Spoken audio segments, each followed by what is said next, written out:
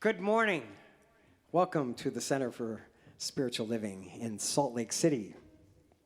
Happy spring day. It's beautiful outside, but it's really beautiful in here too. Again, feeling really connected with you, even though obviously we are remote. You're viewing from wherever you are. Bless you. I hope you enjoy the wonderful service today. We've got some great music, new music for the month of May. Some great special music. Mary Tebbs is in the house, and a wonderful message and speaker today. I know you're going to enjoy it. I wanted to briefly say that we are practicing our social distancing here. It may not look like it on the screen. I'm close to my wife because I'm always close to my wife. We're married. The rest of us are nice and separate from each other, and we do wear masks, we wipe down our microphones, all those things. Because I am the biggest threat to this wonderful group of musicians, being a bus driver throughout the week and a couple different train stations and many passengers from, who knows where. And I wear masks and wipe down my bus and wear gloves. Do all those things, but I want you to know that I did get a COVID test this past week, and it was negative. So yes, that's good. So I'm not carrying anything that I know of. And anyway, we bless you all wherever you are, and I hope you enjoy this service today. Welcome, welcome. Let's sing together our opening song, "Change for the Better."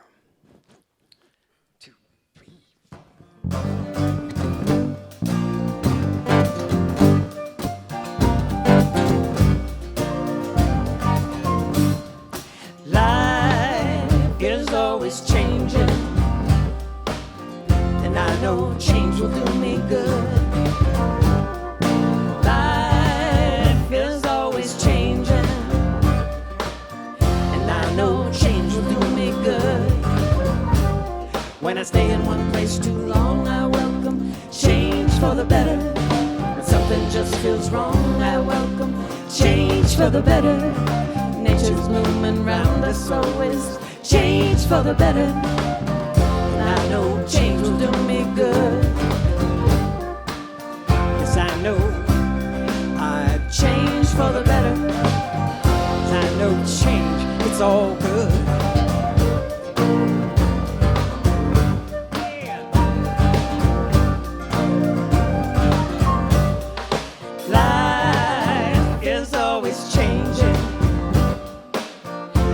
No change will do me good. Life is always changing, and I know change will do me good.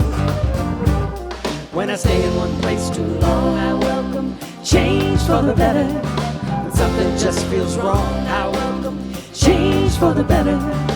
Nature's moving round us always, change for the better. I know change will do me good. Yes, I know I change for the better.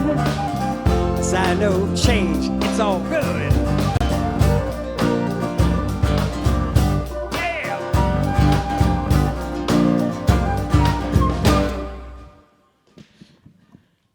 Woo!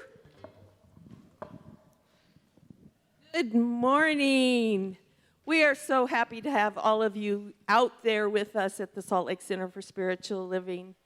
It is such a blessing to know that lots of folks are out there listening to us, because it sure is hard looking at this empty room, so we're glad to know you're there. And if you could send us pictures, send us an email and attach some pictures with you watching us so that those of us up here know that's really happening. That would really mean a lot to us, so we're so glad you're there. Our practitioner holding high watch from home this morning is Jim Ferris. Throughout the service, he will be in prayer, knowing that the best and highest is unfolding as we share this sacred time together this morning. Our prayer practitioner up here this morning is Farrell Zeman. Our center is a spiritual community that teaches a philosophy for daily living based on spiritual principles and practices that are universal among religions. We honor every pathway by which people seek to know and connect with the divine, and we work on our individual consciousness so that we can help make the world a better place. So from wherever you are, I invite you to join with me in saying with feeling our center's purpose statement. We are an open, welcoming community, celebrating our divinity, loving our humanity, and nurturing our journeys of spiritual discovery. Thank you so much, and I will be in my talk later, talk about listening to your heart and how that helps you to live those things we say in our purpose statements more fully, so stay tuned. I encourage you, all of you this week, to visit our website, which is www.spirituallyfree.org. This is the place to find the latest and most up-to-date information about what's happening here at our center. It provides opportunities for spiritual practice and even some local updates on COVID-19 information, like where to get tests and so forth. So the mayor sends out information to all the spiritual communities, and so we are posting that on our website to help you stay connected. It is also the place on our website that you can connect to us, whether you want to send us an email and those pictures we've requested, or a prayer request. If you have something that you need help from the center for, please let us know. And if you would like to help someone in need, you can let us know that too. That's also where you can find a connection to our live stream on Facebook. And there are also ways to look at years of previous talks, a connection to that. So there's lots out there. And dear Shemaine just keeps it updated. She was up, I think, at the crack of dawn this morning, adding something that I sent to her yesterday. So thank you, Shemaine, for all your work on that. Our theme this month is Listen to Your Heart, and that is what I will be talking about today. Next week, Reverend Jan Ewing will be our speaker after an absence from speaking here for many years.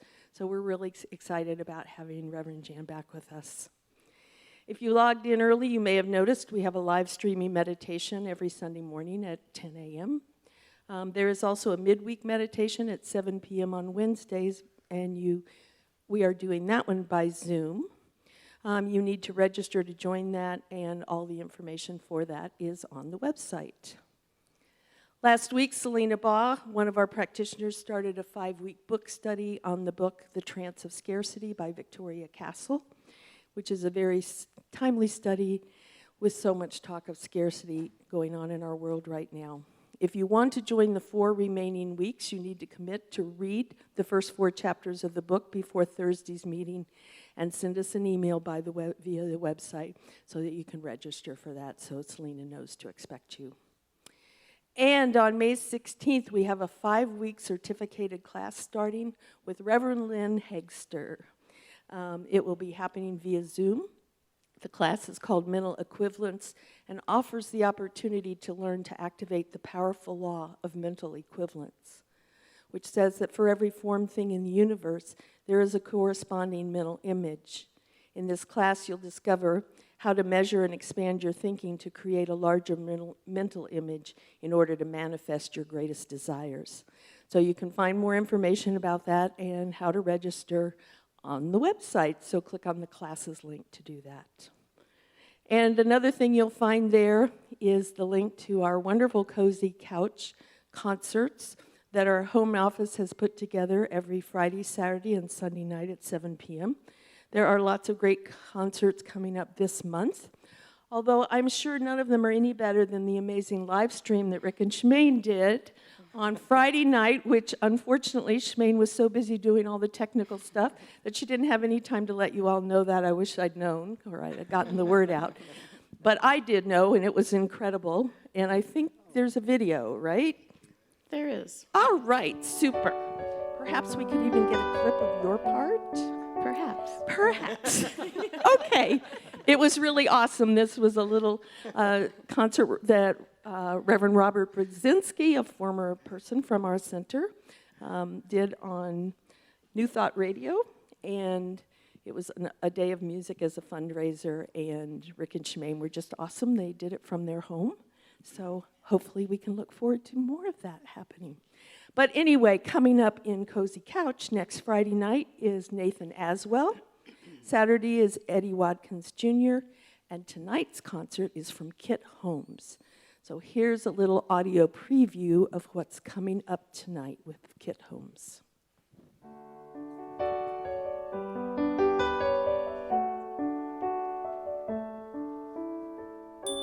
It's in your eyes, the questions of the ages.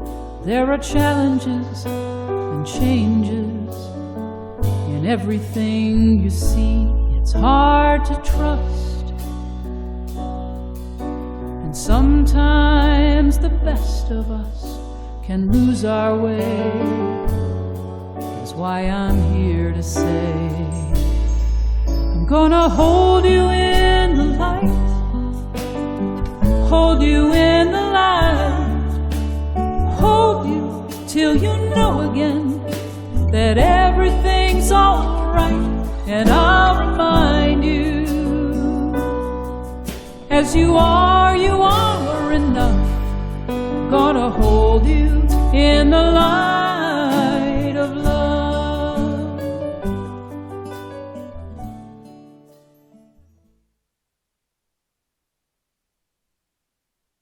Turn Schmidt. I want to jump in and say I knew Kit Holmes in Austin, and she's a woman of beautiful consciousness, so I really encourage you to tune in. Thank you, Schmidt. All right, so in this amazing, unusual time in our lives, it is I washed my tongue this morning and I can't do a thing with it.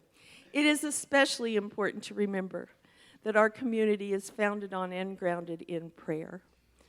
Even though we have to stay far apart from each other physically, our practitioners are still working for you all the time, holding you all in prayer. We'd love to have some specific requests for you to help guide our praying about anything that may be going on with you. So on the homepage of our website, you can email us a prayer request. And if you do that, all of the practitioners will be in prayer for you this week, knowing that the best and highest is unfolding for you. When we reach that place in the service during my talk, after my talk, when normally the practitioners would come forward to offer us prayer, I encourage you to email us a prayer request because we'd really like to do that. So right now, I want to invite you to allow the reading from Farrell, the beautiful centering music to open your heart and prepare you to connect to that sacred space within you, and then Farrell will lead us in prayer.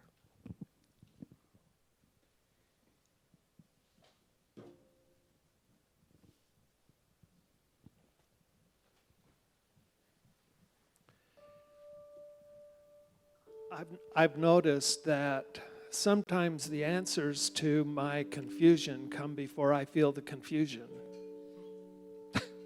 Seriously. And that is, in fact, what happened to me yesterday. I let myself go into absolute fear because I was paying too much attention to the fearmongers on the computer. So I'm really, really grateful to be here this morning and to be able to deliver this thought, which I think will help us all. Listen to your heart. You don't need fear to make a decision for you. Duh. Let your heart make the decision. It's because you have love in your heart that you act on it. Don't do things so you can avoid something that you fear. Do things because you love to give. Where is your focus? Are your heart centered in intentions? Are your heart centered in intentions?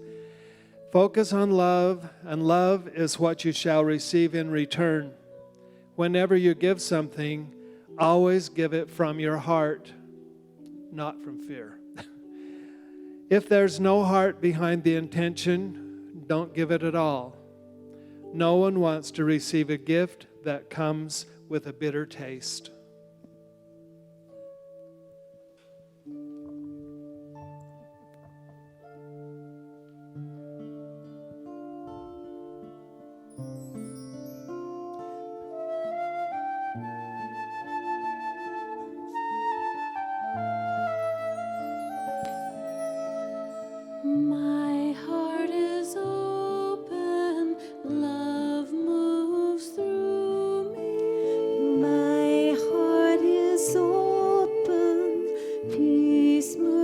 moves through me.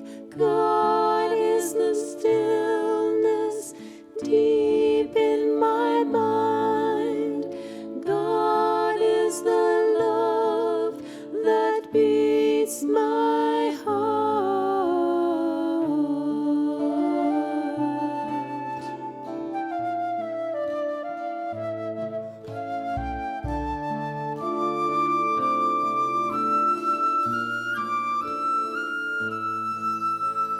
My heart is open, love moves through me. My mind is open, peace moves through me. God is the stillness deep in my mind. God is the love that beats my heart.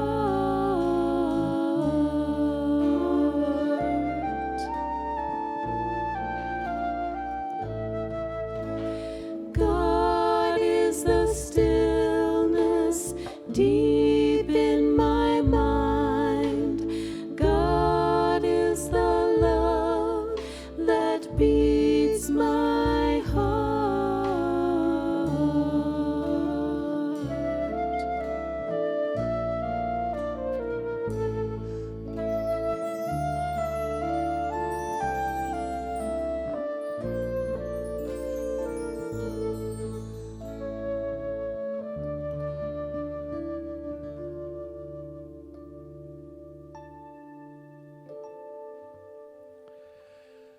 God is indeed the stillness deep within us. And so I breathe deeply and allow myself to go inward, putting aside the trappings of the physical world. I go inward into that sacred space of connection with the divine intelligence that is the source of all things.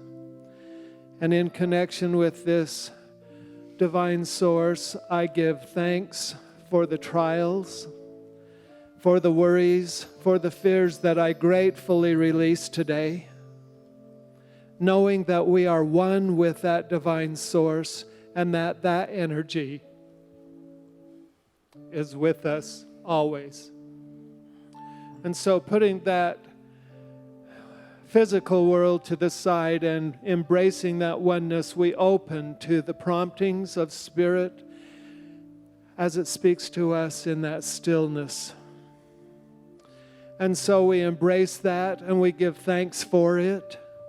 We give thanks for this connection and for our community and for the love that we feel here. And in that gratitude, I release these words into the law, claiming them into being as together we say, and so it is.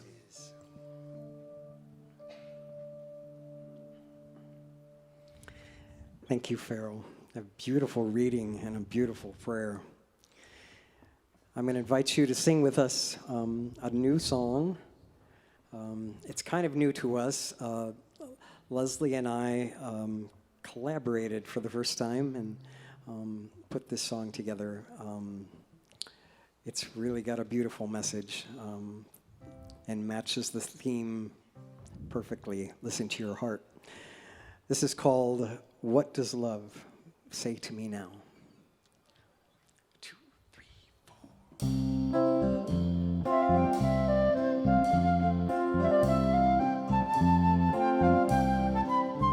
What does love say to me now?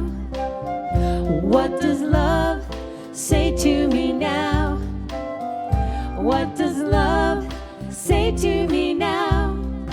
Love says, hear me. Love says, hear me. What does love say to me now? What does love say to me now? What does love say to me now? Love says,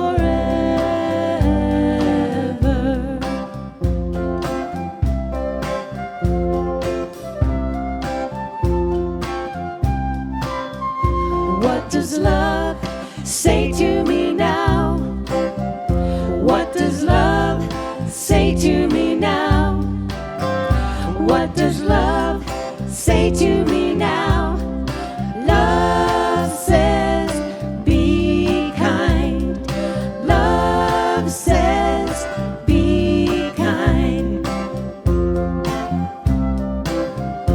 What does love say to me now?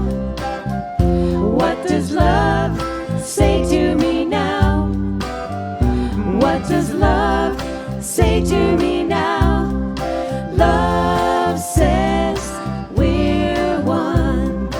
Love says we're one. Love is the song of my life, and I will sing forever.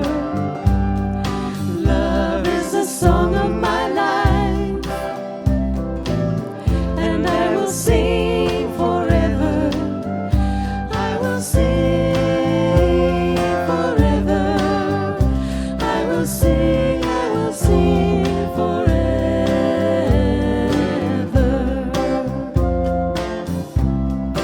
Love says, hold on. Love says, just breathe. Love says, let go. Love says, hear me. Love says, be still. Love says, be kind.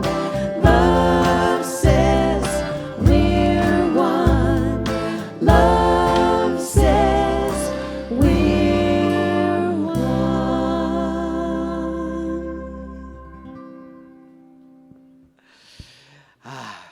Thank you. Thanks for singing along. It's now time for some very special music. I wanted to say that we had originally scheduled Will Baxter along with Mary Tebbs today for special music. And Mr. Will Baxter was called away to Colorado on a family emergency. I don't know the details, but if you join us in knowing wellness and divine rightness for him and his family, I'd appreciate that. And I'm so grateful that Mary Tebbs decided to step up and shine her light today. It's just going to be marvelous. I met Mary Tebbs about 12 years ago. Can you believe it? It's been that long. Yeah.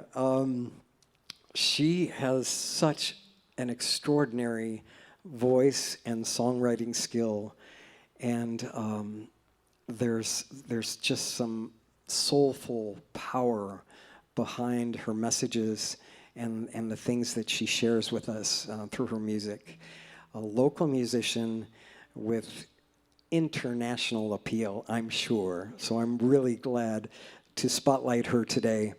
Let's give a warm welcome for Mary Tebbs. Thank you. Because I want to sound really, really good for you, I'm going to work on tuning my guitar. And as I do that, the song I'm going to share with you is it's really about listening to your heart. It's about fear, too, like being afraid to actually follow your heart. But when you do, when you come from is from the heart, you can't lose. The song is called Beautiful.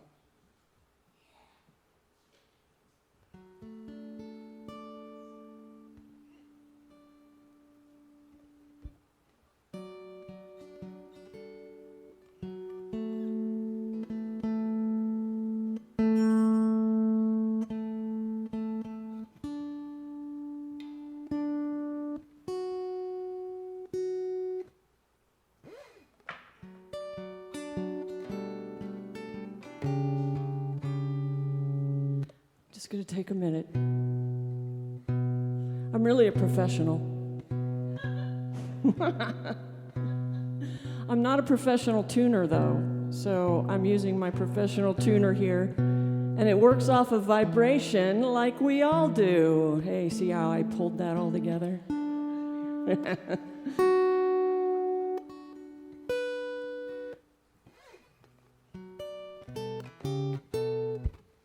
Here we go.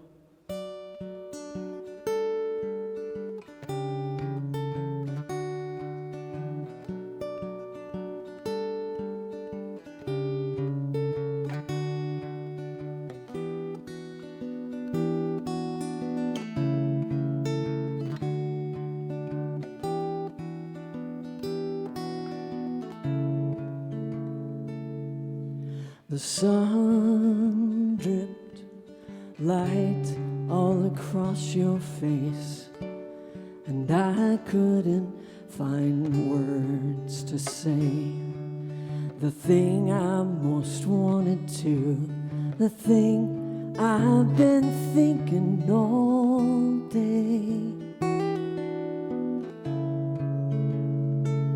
'Cause my world stands still when I try to talk to you. I get quiet every time you're near. My lips try to shape the words, my heart's pounding out loud and clear. You're beautiful, and I feel beautiful.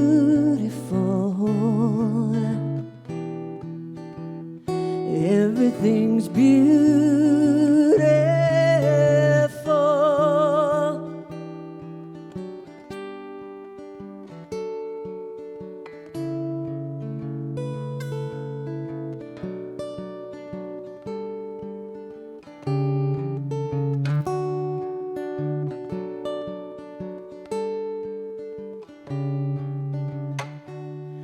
And time, it spins so quickly away from us. I build up the courage to speak my mind with hope for your hand to hold. I leave all my fears behind.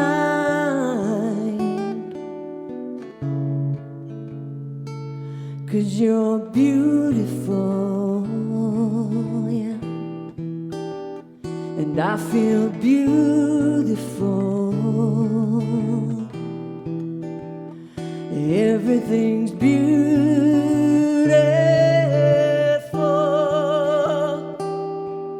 when I'm with you. The words circle in between, and I don't dare breathe. Then you take my hand in yours and simply smile at me. 'Cause you're beautiful. I feel beautiful, yeah. Everything's beautiful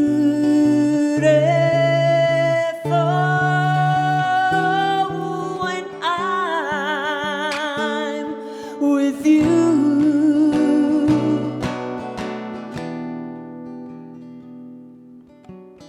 And I'm right here with you.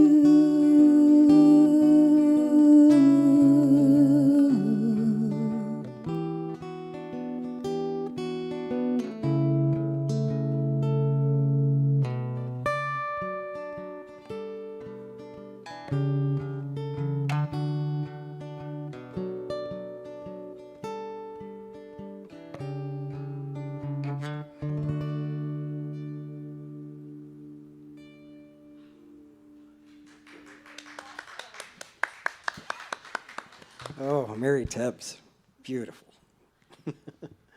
Just beautiful. I don't often get an opportunity to do this, to introduce a speaker. I'm privileged to do this. Reverend Linda Brewer has been a dear friend of mine and our community for a long time. She's a practitioner. She was the chaplain at the Huntsman Cancer Institute. She was a therapist, family therapist, and she has so many skills. Besides her wonderful speaking ability, I mostly want to say that her heart is so big, wrapped around our community. She is absolutely tireless. I think she rivals my wife's energy. as far as how many hours and how much heart she puts into this community and the work supporting us. So I just want to acknowledge that, and I just revel in her skills and her heart. I'm always grateful to hear her messages, and I am excited to hear what she has to say today. So please listen closely. Listen to your heart. Reverend Linda Brewer. Thank you, Rick. But I'm way older than Shemaine. I don't have nearly as much energy. All right, so our theme this month is Listen to Your Heart, and that's also the focus of my talk. So what does it mean to you when I say those words, listen to your heart? I wonder how many of us know what that really involves and what is required to actually do it. Before we can begin to listen to our hearts, we need to know first that it is possible to do that, and that doing so has value. For many of us, it may be a skill that we think we don't have, or that we have no capacity to develop, or, for that matter, any interest in doing so. But unless we live alone on a desert island, and with the current social distancing, I know some of us feel like that's what's going on, listening to our hearts is what allows us to both care for ourselves and to be in caring relationships with others. The majority of us have grown up in a world that values our brains over our hearts, our logic over our intuition, our thoughts over our feelings. And yet, those brainy scientists have discovered that while both our heart and brains emit an electromagnetic field that can be measured up to 5 feet away, the frequency of the heart is 5,000 times more than that of the brain. We spend so much time in our heads spinning in circles when really it's our hearts that hold the answer that we seek. Perhaps in order to find value in listening to our hearts, we have to recognize its connection to our spirit, that part of us that existed before we were born, that will exist after we die, and while we live in this body, is our divine nature, the aspect of us that is one with God. Our spirit has the ability to bring our highest desires into expression. To experience the truth of that, we have to intentionally spend time in the silence, listening to that still small voice that reminds us of our oneness with the divine, of our essential essence as living, breathing, unique expressions of the one creative heart and mind that brought us each into being. In our Western culture, we rarely differentiate between listening to our hearts and listening to our intuition or spirit within. Or, quite differently, we may equate listening to our heart with following our emotions, thus seeing it as less than the knowledge of our brains, because, as I said, our culture values thoughts over feelings. For today, I'd like to talk about our hearts in a way that unites all of those concepts by thinking about our heart the way the Vedic scriptures think about the heart chakra. Now, I don't pretend to be an expert in how chakras are understood in Hinduism or Buddhism, or to have more than a passing acquaintance with chakras, but I have read a bit, and I want to bring some very basic information into our discussion. In doing so, I recognize that different sources describe these concepts somewhat differently. So those of you more familiar than I am may have learned this information in a different way. Hopefully, you can allow your mind to set aside its arguments about details, so as not to miss any value that this may have in reminding you of the value of listening to your heart. The 7 chakras are the main energy centers of the body. You've probably heard people talk about unblocking their chakras, which refers to the idea that when our chakras are blocked, we cannot function at our best. When all of our chakras are open, however, energy can flow through them freely, when the energy is flowing freely. Say that 3 times. Harmony exists between the physical body, the mind, and spirit. Chakra translates to wheel in Sanskrit, and you can imagine them like spinning wheels of free-flowing energy. The chakras are located in a straight line from our lower spine to just up above the top of our head, as you can see in the diagram. Starting at the bottom, we find first the root chakra, which represents our foundation. In the human body, it sits at the base of the spine and gives us the feeling of being grounded. When the root chakra is open, we feel confident in our ability to withstand challenges and stand on our own 2 feet. When it's blocked, we feel threatened, as if we're standing on unstable ground. Next comes the sacral chakra, located in our pelvic area. The sacral chakra helps inform how we relate to the emotions that we have and also the emotions of others. It also governs our creativity and sexual energy. When our sacral chakra is blocked, we often feel creatively uninspired or emotionally unstable. The third chakra is the solar plexus chakra. It's about 3 fingers above the navel, and it speaks to our ability to be confident and feel in charge of our lives. If our solar plexus is blocked, we might feel overwhelming amounts of shame and self-doubt. Those with open solar plexus chakras are free to express their true selves. In the middle of the chest, we find the heart chakra, which is the bridge between our lower chakras, which manage the flow of the energy of our physicality, and our upper chakras, where our spiritual energy expresses. As the name suggests, our heart chakra can influence our ability to give and receive love from others and from ourselves. When the energy of the heart chakra is blocked, we will have difficulty opening to the people in our lives. When our hearts are open, we can experience deep compassion and empathy and love. At the base of the throat, we find the throat chakra, which gives voice to the love of the heart and controls our ability to communicate our personal power. When it's functioning at full capacity, it allows us to express ourselves truly and clearly. Someone with a blocked throat chakra will feel like they have no voice or will have trouble finding the words to say how they feel. The 6th chakra is called the third eye chakra.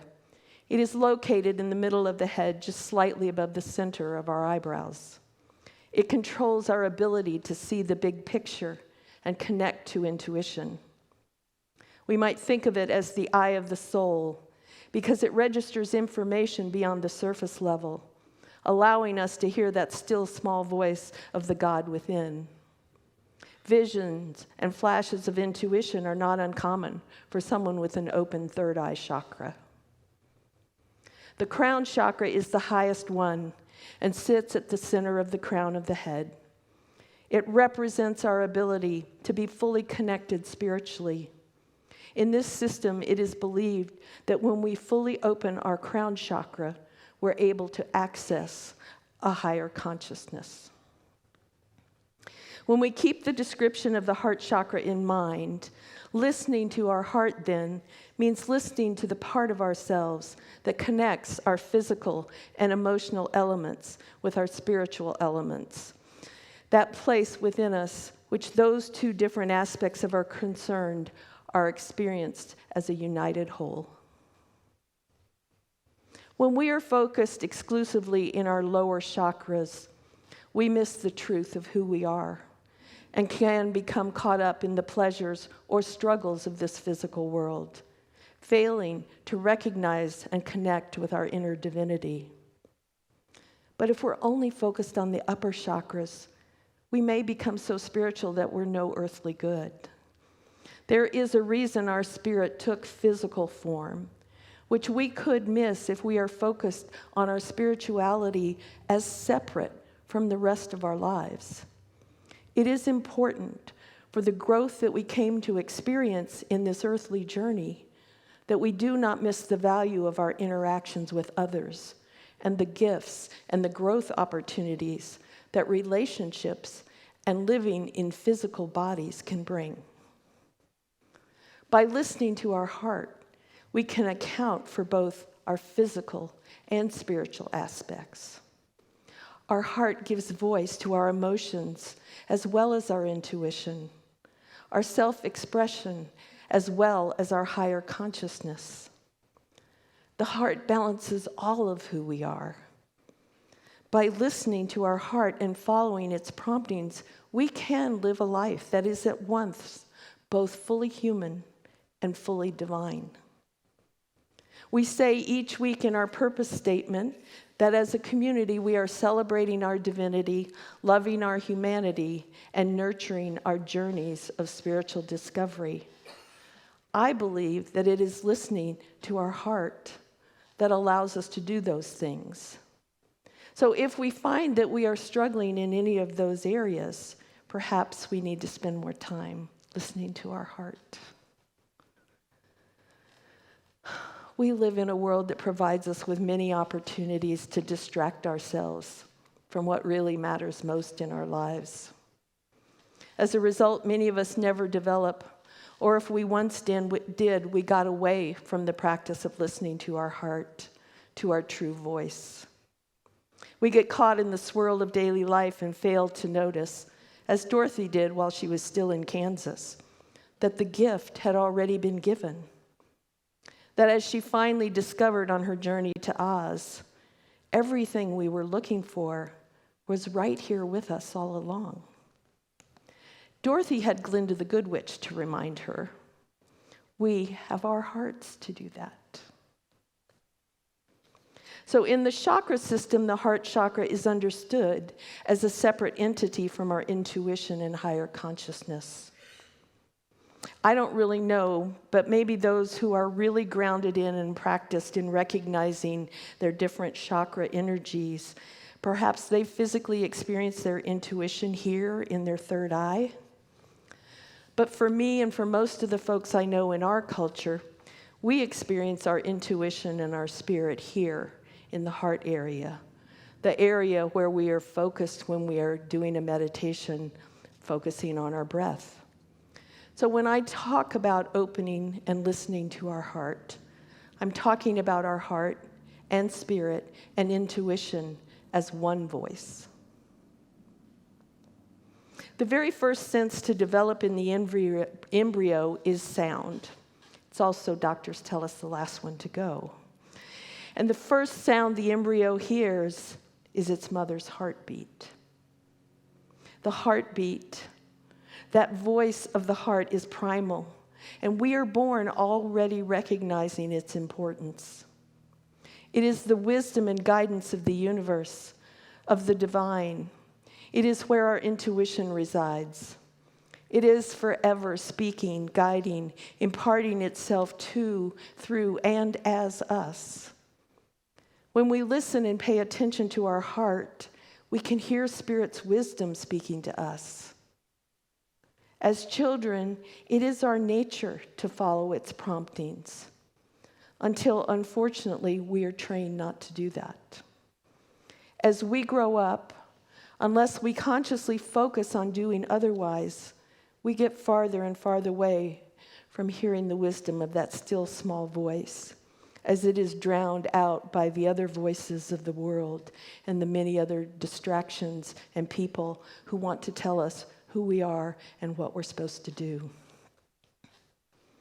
In the Declaration of Principles, What We Believe, that our founder Ernest Holmes wrote in 1927, he said, "We believe in the direct revelation of truth through our intuition and spiritual nature, and that anyone may become a revealer of truth who lives in close contact with the indwelling God. It is by intentionally listening to our heart that we maintain that contact. So, how do we listen to our heart?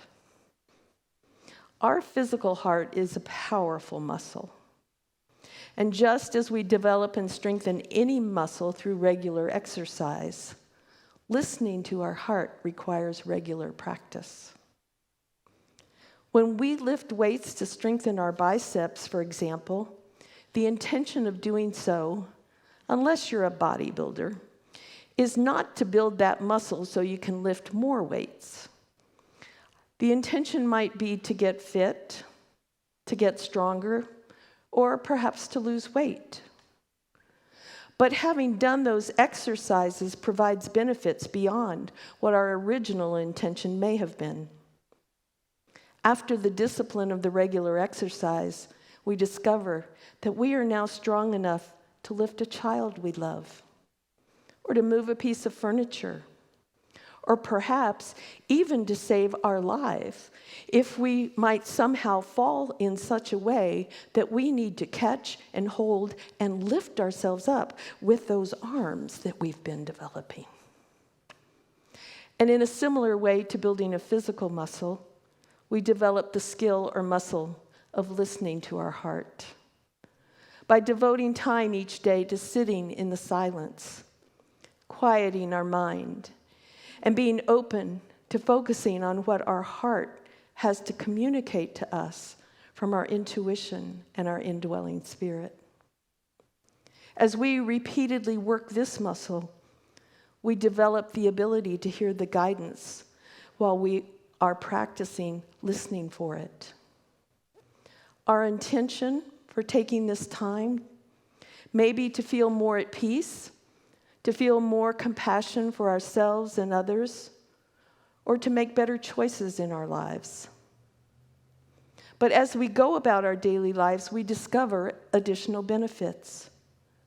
Perhaps we notice that others have less influence on our sense of well-being, or that we have more clarity about what is ours to do, or that long-held goals which had resisted any progress become more attainable or are released as they are recognized as no longer important. With enough practice, when our heart's voice becomes so familiar that we can hear it any time, anywhere, not just when we're sitting in the silence, it helps guide us to make decisions in the now moment for our highest good. Sometimes it even gives us flashes of insight that we don't know where they came from. Like you're driving your car down the freeway and all of a sudden it's like, get off here. And you're like, that's not the way to go. But you get off and then you see on the news that night about the big crash that happened and how traffic was backed up for 2 hours. That happened to me once. So once we're able to hear our heart in our day-to-day living, it is important, just as it is with physical exercise, that we not stop the discipline that helped us develop that capacity. It's also true that just as with lifting weights, once we have that capacity, it takes a little bit less effort to maintain it than it did to develop it. We still need our time in the silence, but our silence is more easily silent, with less internal chatter about grocery lists and things to do and hurts we're nurturing. The more we practice sitting in the silence, the more quickly the other chatter stops, allowing us to receive the often highly subtle outreaches from our heart. When we're silent, we can feel the inner vibration of spirit in our heart. It's warm, yet powerful, strong, yet kind. It is direct. It's always unconditionally loving. The more we feel it, the more we recognize it, and the more we will be moved and guided by it. As the silence enables us to more deeply pay attention, we develop the ability to more easily discern the differences between the voices of our intuition and spirit from that of our ego-based intelligence. Our ego leaves us feeling tense and contracted, and it results in a closed or defensive heart and mind. The voice of spirit, on the other hand, leaves us feeling expanded, peaceful, inspired, sometimes even surprised. And it leaves a legacy of an open heart and mind. And listening with the heart does not just benefit us. As we learn to listen to our own hearts, we develop the capacity to listen with our heart to others, to be in relationship with them in a more authentic and compassionate way.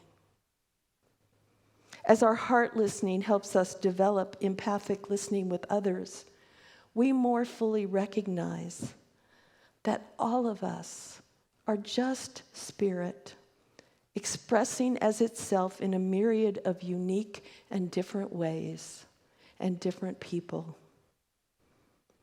As we recognize this truth and continue to listen to God's voice through our own heart, we are guided to the most compassionate choices, actions, and ways of being with one another. Is there any greater gift we could give? I don't think so.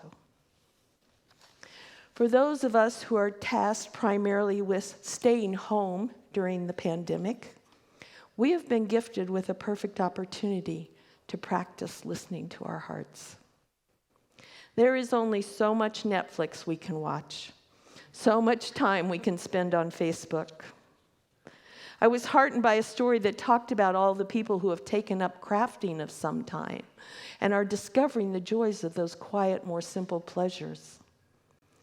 I'm guessing that it's far easier to hear the voice of our heart while quilting or carving a piece of wood than it is while watching TV or playing a game on our phones. If we use this unique time to practice listening to our hearts, we will emerge from this time more compassionate, more able to listen to the hearts of others. What might our world look like if we all challenged ourselves to use this time to develop our empathy for ourselves and others? In her book, Dare to Lead, Brené Brown tells us that empathy is not about connecting to an experience. It's connecting to the emotions that underpin an experience. It is not a finite capacity. It is infinite in all of us if we choose to recognize and develop that muscle. Empathy is a vulnerable choice because when we choose to connect with others through empathy, we have to connect to something within ourselves that knows that painful feeling that they are experiencing. That is not how the world normally operates. Usually when we see someone's hurt or in pain, our instinct is to try to make things better. We want to fix it, to give advice. But empathy isn't about fixing.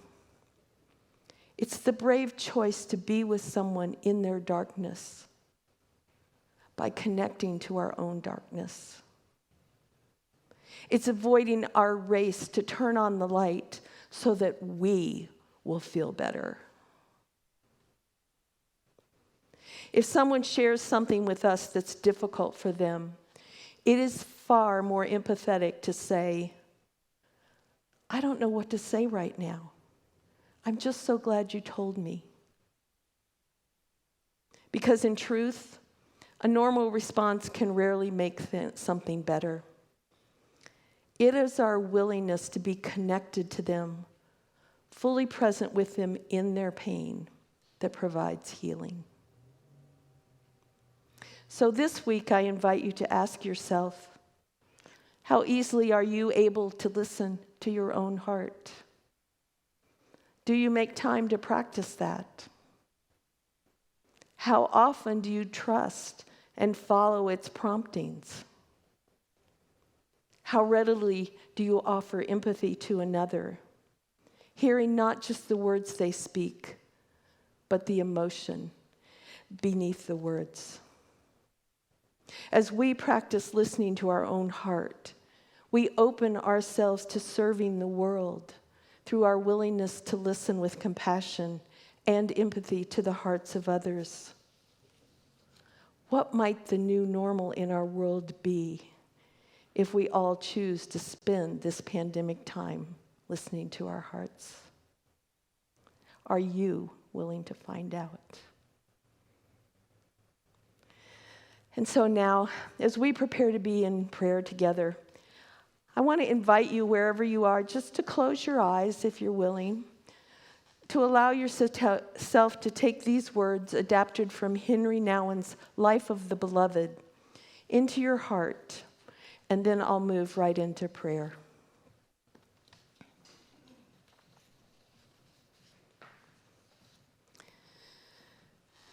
There is that voice that speaks from within, that whispers softly or declares loudly, "You are my beloved. On you my favor rests." It is certainly not easy to hear that voice in a world filled with louder voices saying, "Prove that you're worth something.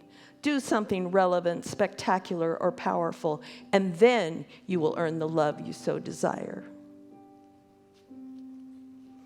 The journey of the spiritual life calls us to discover that deep in the recesses of our heart lies the treasure we seek.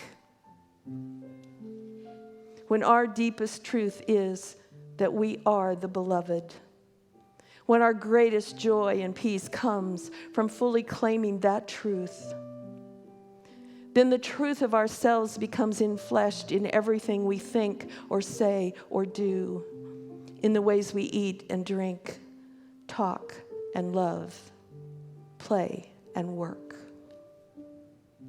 Listen. The voice is saying, "You are the beloved. Wherever you are, I will be, and nothing will ever separate us because we are one."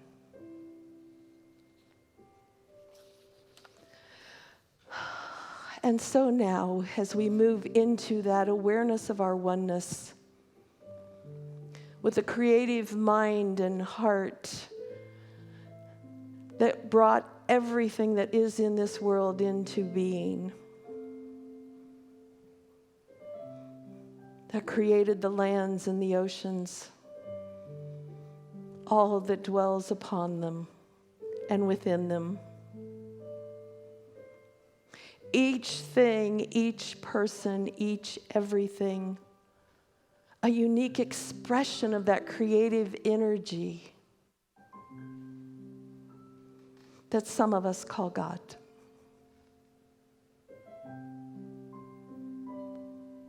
And as I recognize the truth of this creative power at work in the world, I know that I am one with it, that I am a unique expression of God showing up as Linda. And as I know this for myself, I know this for each other person and for everything else. I know that we each have our unique gifts and talents and our unique calling of what we are here to do this lifetime.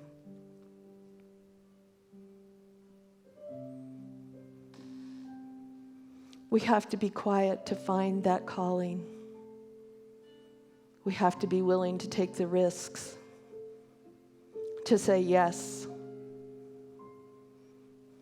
and to trust that if we are called to do something, we will be given what we need to do it. That the right people, the right talents, the right experiences will show up to help us bring it to fruition. As we look around the world right now, that was so dark and gloomy just a couple months ago, and we see the new life that is bursting out everywhere, we know that that life is available to us.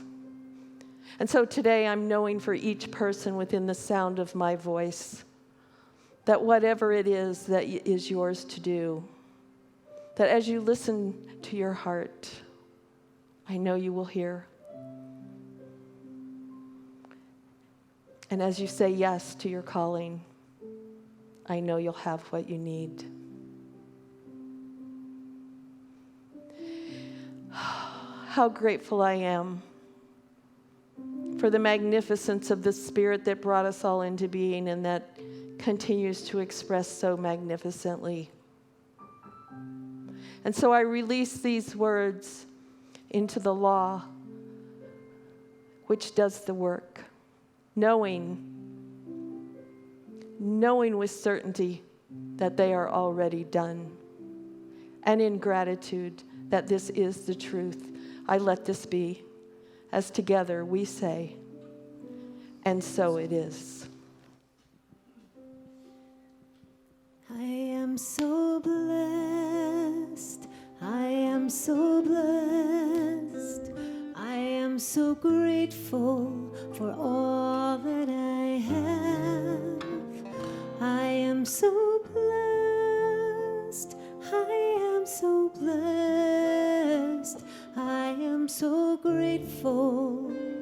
I am so blessed. I am so blessed. I am so blessed. I am so grateful for all that I give. I am so blessed. I am so blessed. I am so grateful. I am so blessed. I am so grateful. I am so blessed.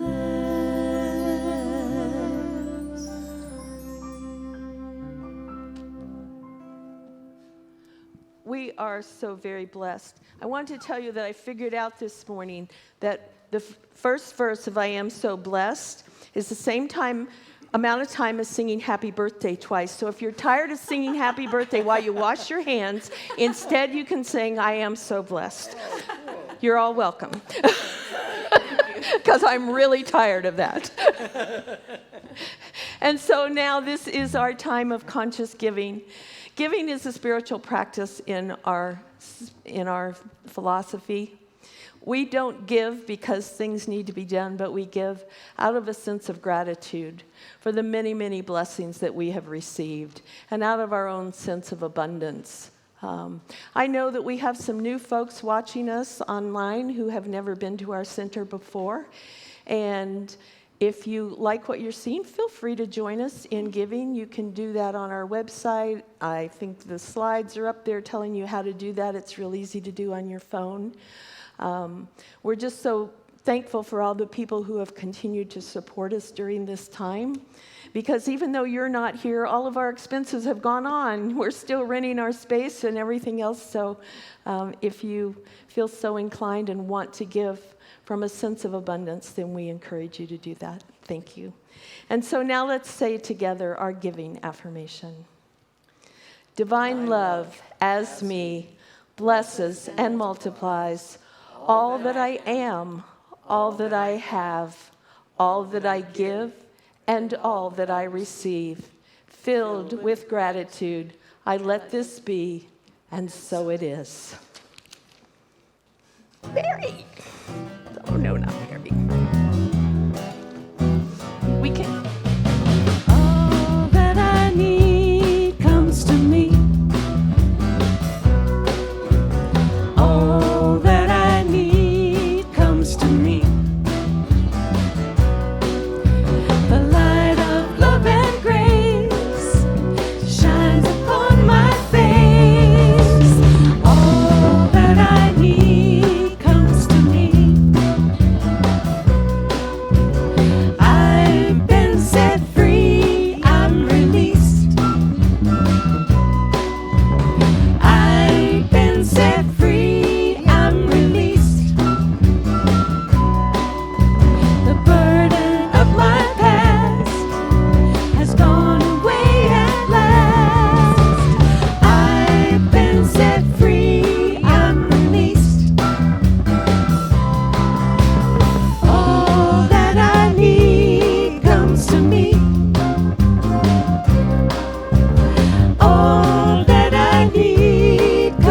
me.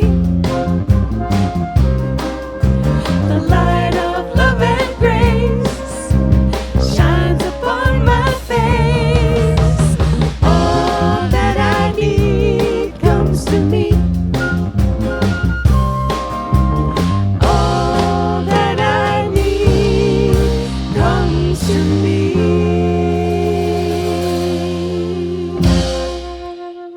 Yes.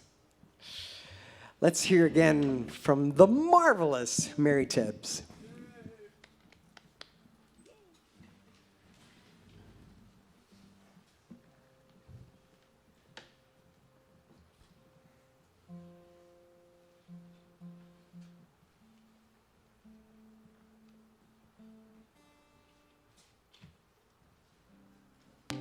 Thank you so much. And I just want to take this opportunity to say that it's always such a gift for me to be here and be with all of y'all out there wherever you are. So especially thank you, Rick and Raj. Appreciate it. This song goes hand in hand with what Linda talked to us about, and something to consider.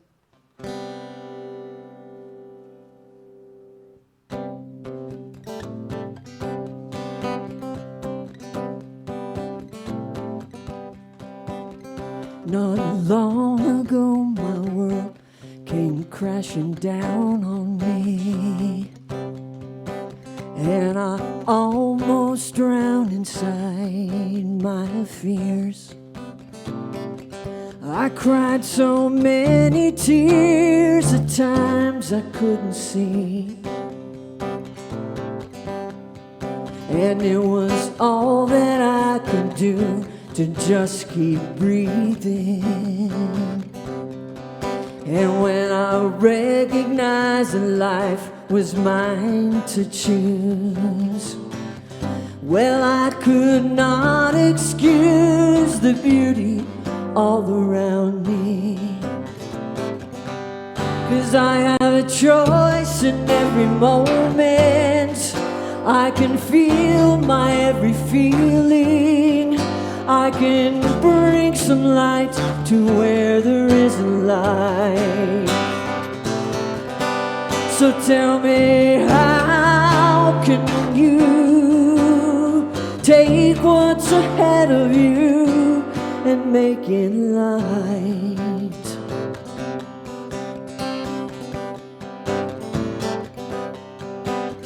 I twisted up my love till I was blinded,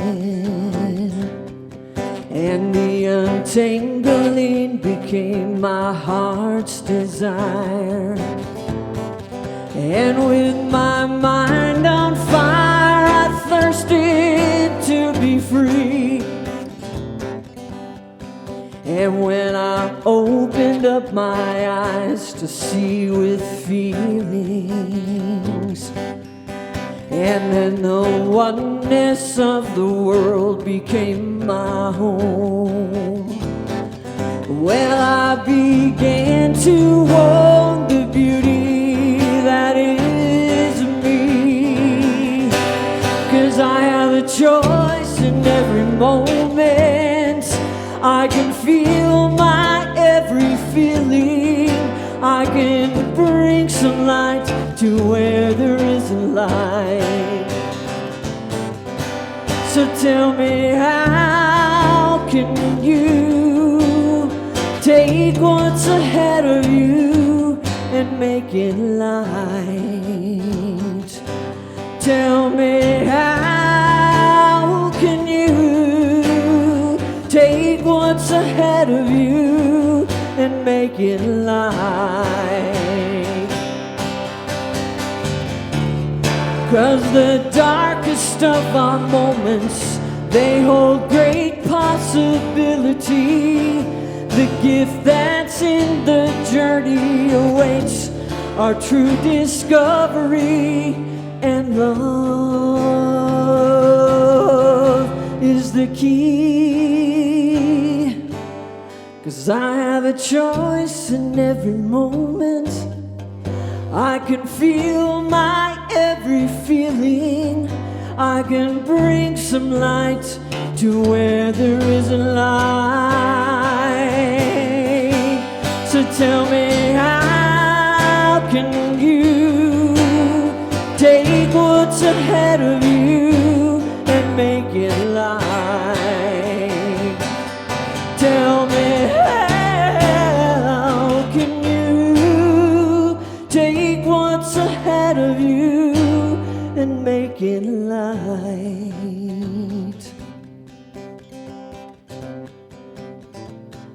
Go on and make it light.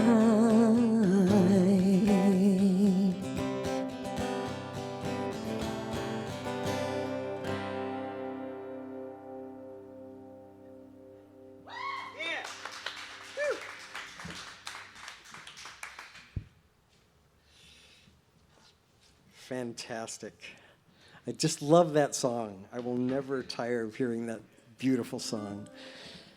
It's a great story of Mary's pretty challenging, awesome journey herself. Maybe someday she'll share about that. But I'm so grateful. Those challenges can serve us in very creative ways of writing a song or listening to your heart, creating what you desire in your life, and creating the healthy connections that we can enjoy together. Thanks for a beautiful message, Linda Brewer. I invite you to go to our website, look at the several activities going on, maybe sign up for a virtual book club. I encourage, of course, our community to reach out and let us know how you're doing and how we may serve you. We sure do miss you. Let's sing together our closing song. Together we can change the world.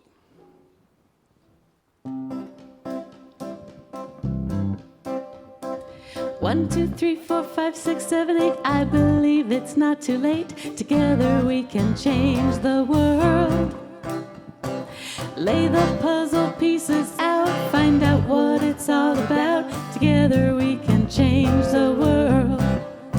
I could start this by myself, but I'm asking for your help. Together we can change the world. Sailing past where it's been charted, roll your sleeves up, let's get started. Together we can change the world. Together we can change the world. With our hands and with our hearts, we can dare to make start. Together we can change the world. What if we spoke with one voice, knowing that we have a choice? Together we can change the world. I could start this by myself, but I'm asking for your help. Together we can change the world. Sailing past where it's been charted, roll your sleeves up, let's get started. Together we can change the world. Together we can change the world. Change your mind and change your life. Set aside the fear and strife. Together we can change the world. When we open up our eyes, then we start to realize. Together we can change the world. I could start this by myself, but I'm asking for your help. Together we can change the world. Sailing past where it's been charted, roll your sleeves up, let's get started. Together we can change the world. Together we can change the world. Together we can change